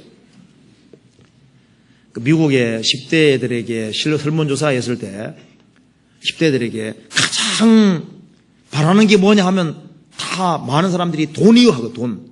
그것도 많이요 이렇게 한답니다. 10대에게 물으면. 돈. 이 사람 마음을 꽉 붙잡고 있는 게 돈입니다. 왜냐하면 돈이 있어야지 세상 것을 추구할 수 있거든요. 돈이 사람 마음을 꽉 붙잡고 있습니다. 그런데 주님 말씀하셨습니다. 돈이라고 하는 것은 영혼 구원도 못 해주고 죽음 자체도 못 막고 그리고 결국은 죽으면 다 놓고 갈 것이기 때문에 그리고 이 돈이 내 문제 해결을 못 해준다 그 말입니다. 이 돈을 사람들은 신처럼 지급하냐고 생각하고 있는 겁니다. 돈, 재물 같은 데 의지하지 말라고 했습니다. 재물은 정령이 날개를 내어 하늘에 나는 독수리같이 날아가리라. 어느 날 갑자기 돈 다 없을 수도 있습니다. 다윗은 아주 실감했습니다. 시편 39편 봅시다. 시편 39편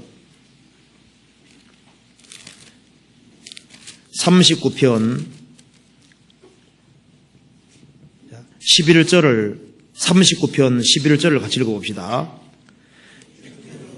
주께서 죄악을 견책하사 사람을 징계하실 때 그 영화를 존버금같이 소멸하게 하시니 참으로 각 사람은 허사뿐이니이다. 여기서 사람이 주께서 죄악을 견책하사 사람을 징계하실 때 그 영광을 존버금같이 소멸하게 하시니 참으로 각 사람은 허사뿐이니이다.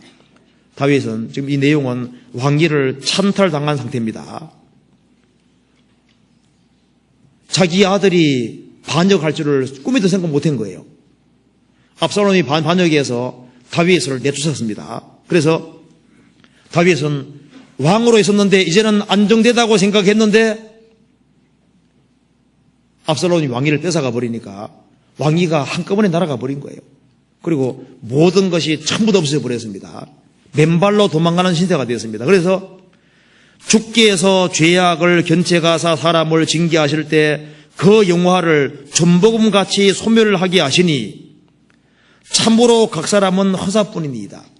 하나님이 지시니까 순식간에 다 없어지더라 그 말입니다. 재물은 있다가 없어집니다. 없다가도 있는 거예요. 그러니까 여기다가 너무 마음 두지 말아라 이렇게 얘기했습니다. 어떤 남편이 죽었습니다.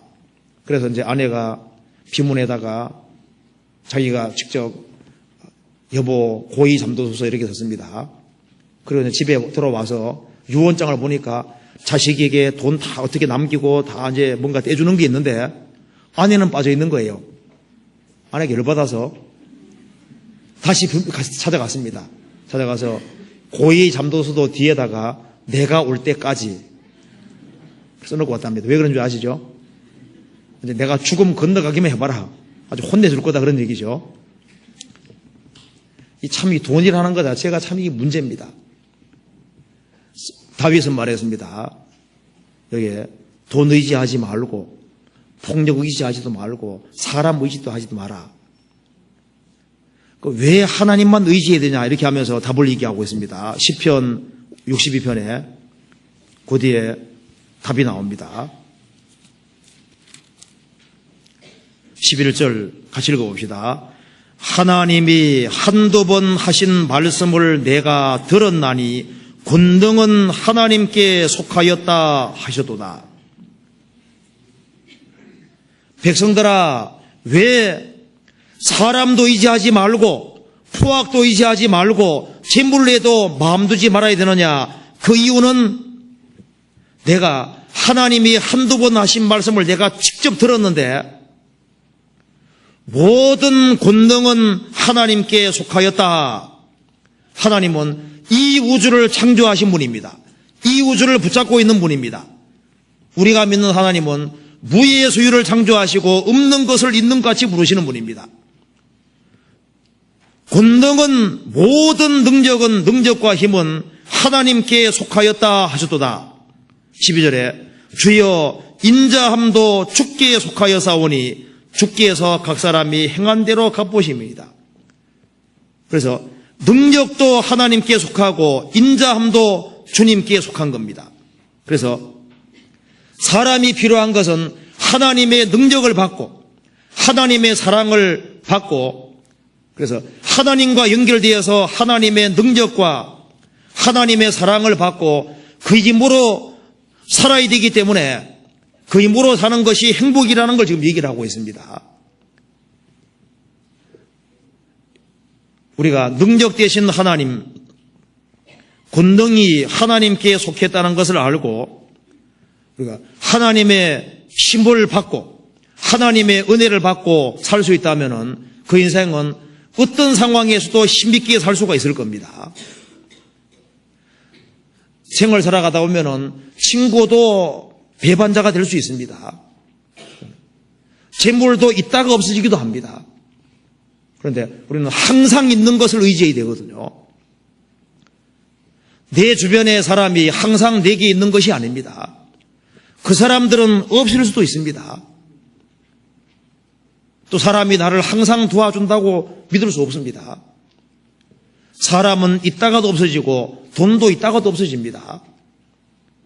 그러니까 있다가 없어지는 그것에 의지할 것이 아니라 능력의 하나님이 항상 계시니까 능력의 하나님, 그 하나님의 도움받고 살 수 있다면은 그 사람이 가장 현명한 인생이니까 백성들아, 너희들은 시시로 저를 의지하고 그 앞에 마음을 도하고 하나님의 도움받는 길을 빨리 깨우치고 빨리 알으라고 얘기를 하고 있는 겁니다. 신명기 32장 보시겠습니다.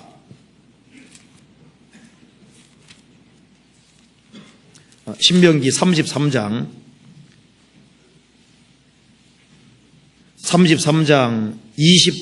25절입니다.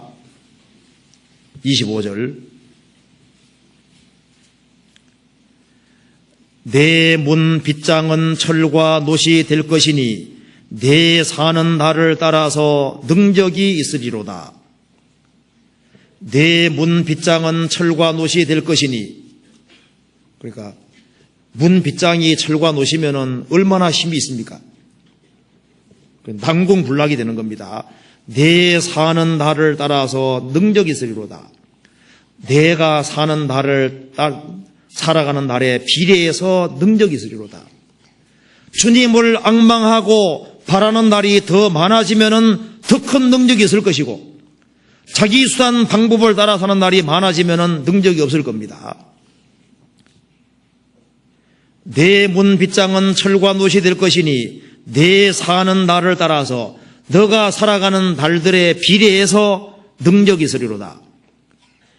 하루하루의 삶을 하나님을 바라보고 하나님을 의지하고 살아가는 인생은 주님의 권능과 능력으로 더 힘있게 살 것이고, 그렇지 못한 인생은 힘없이 살게 될 겁니다. 내 사는 날을 따라서 내게 능력이 있을 것이다. 그래서 시편 62편의 결론은 인생의 길은 빨리 자기의 연약한 것을 깨달아야 된다는 겁니다. 그리고 모든 능력의 원천은 하나님이라는 것을 빨리 깨우치라는 겁니다. 그래서 우리의 구원, 우리의 소원, 소망, 우리의 영광, 우리에게 필요한 모든 것은 하나님께서니까 하나님의 도움을 받아야 되는데, 하나님은 하나님을 앙망하는 사람, 하나님께 마음을 토하고 하나님의 도움을 구하는 사람, 그 사람에게 힘을 주시고, 그리고 그 사람이 이 세상에서 힘있게 살 수 있는 것을 말하고 있는 겁니다. 그래서 살아계신 하나님을 기대지 아니하고 인생을 기대고 포악을 기대고 재물을 기대고 인간이 쓴 학설 같은 데 기대는 사람, 그 사람은 어리석은 사람이라는 거예요. 우리에게 필요한 모든 능력의 구는, 우리에게 필요한 좋은 모든 것은 하나님이 다 가지고 계시는 겁니다. 그리스도 안에는 생명과 경건에 속한 모든 것이 다 있습니다. 우리에게 아들을 주셨기 때문에 우리 신앙생활에 필요한 모든 것을 다 주시는 겁니다. 그래서 우리가 권능이 하나님께 속하다는 걸 참으로 알게 될 때, 다윗이 말한 대로 우리도 하나님만 바라고 하나님만 의지하고 하나님만 자기의 반석과 산성으로 삼을 겁니다. 그리고 하나님을 바라고 사는 사람, 그 사람은 실제로 다윗이 도움을 입은 것처럼, 또 옛날부터 사람이 도움 입은 것처럼 우리도 이 세상 살아가는 가운데 지금도 똑같이 도움을 받을 수 있는 겁니다. 같이 기도하시겠습니다. 저희를 사랑하시는 하나님 아버지, 감사합니다. 많은 사람 중에서 저희들을 기억해 주시고 구원해 주셨습니다. 이 놀라운 은혜와 사랑을 저희들이 무엇으로 보답할 수 있겠습니까? 그리스도 안에 우리 신앙생활에 필요한 모든 것을 다 주셨습니다. 우리가 그리스도 안에 살며 그리스도 안에 있는 것을 추구하며 그리스도 안에 있는 것을 누리며 살 수 있도록 도와주옵소서. 이 세상 그 어디에도 참된 만족과 안식이 없습니다. 눈에 보이는 모든 것은 결국은 다 지나가는 것인 줄 압니다. 우리의 마음을 일깨워 주시고 주님을 앙망하며 주님을 바라보며 주님의 도움 속에 살 수 있도록 더욱 도와주옵소서. 우리 나머지 모든 생에 주님의 거룩한 말씀으로 다스려 주옵소서. 앞으로 있을 동기의 소리내에도 주님께서 도와주시고 이 동기의 소리내를 통해서 구원받은 식구들의 마음이 각성이 되고 새로운 마음가짐으로 살 수 있는 귀한 역사를 이루어 주옵소서. 전도집회가 진행 중에 있습니다. 주님께서 함께해 주시고 말씀을 증거하는 신영철 목사님에게 지혜와 총명과 능력을 허락해 주시고 한 사람도 이뤄지는 사람이 없도록 자비를 베풀어 주옵소서. 주 예수님 이름 받들어 기도하옵나이다. 아멘. 은혜 찬송 212장 같이 부르시겠습니다.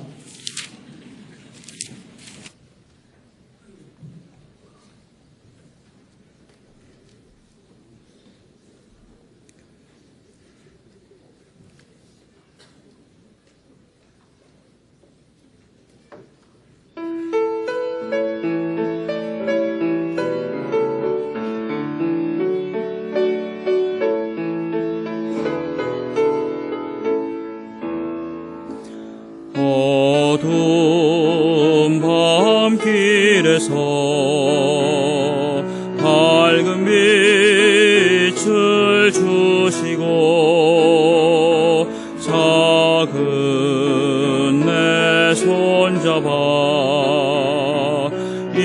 인도하신 나의 주님, 시험과 거센 풍파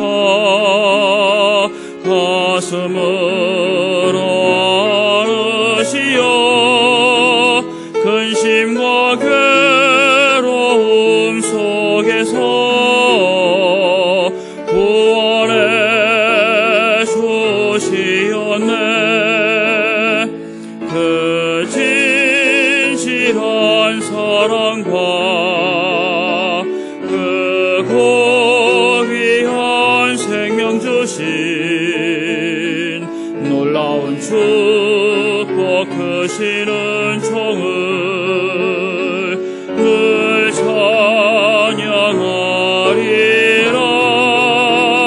오 나의 주님을 영원히 찬양하리라. 오 나의 주님을 영원히 찬양하리라. 힘들고 험한 세상 외로운 나그네 길 골고다 흘린 보혈 내 죄를 대속했네. 인자한 주의 음성 나의 마음에 들려 그의 위대하신 큰 뜻을 확실히 알게 하네. 그 진실한 사랑과 그 고귀한 생명 주신 놀라운 축복 크신 은총을 늘 찬양하리라. 오 나의 주님을 영원히 찬양하리라. 오 나의 주님을 영원히 찬양하리라. 광고 없습니다. 마치겠습니다.